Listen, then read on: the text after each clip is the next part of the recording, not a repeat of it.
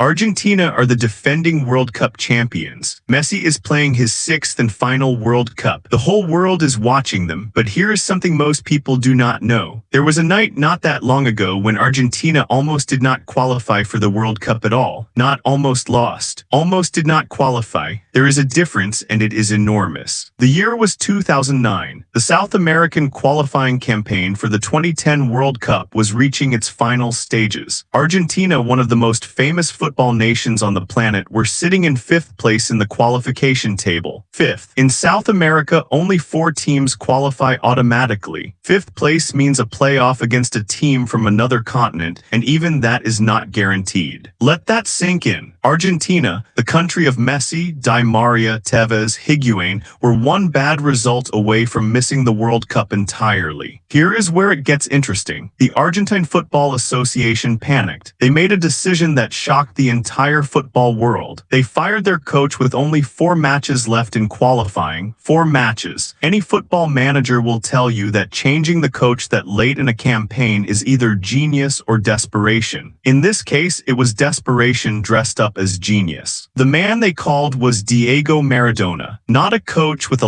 long career of tactical brilliance. Not a manager with a record of turning teams around. Maradona, the greatest Argentine footballer who ever lived, handed the keys to a sinking ship with 4 matches to save it. You know the type of appointment that makes people laugh and panic at the same time? This was that. In theory, Maradona's name alone would inspire the players. In practice, the first 3 matches under him were a disaster. Argentina lost to Bolivia at altitude, which is already embarrassing, and drew matches they needed to win. Going into the final qualifying match, Argentina still were not safe. The last match was against Uruguay, away from home. Winner takes automatic qualification. Loser potentially goes into a playoff or goes home. The pressure was as heavy as it gets in international football outside of a World Cup final itself. Martin Palermo scored the winning goal. A striker who had previously missed 3 penalties in a single match for Argentina, yes, that actually happened, scored the goal that sent Argentina to the World Cup. The most unlikely hero in the most important match at the most desperate moment. Argentina qualified in 4th place, barely, by the skin of their teeth, with 1 goal in the last match standing between them and one of the biggest humiliations in Argentine football history. This sounds like the end of the story.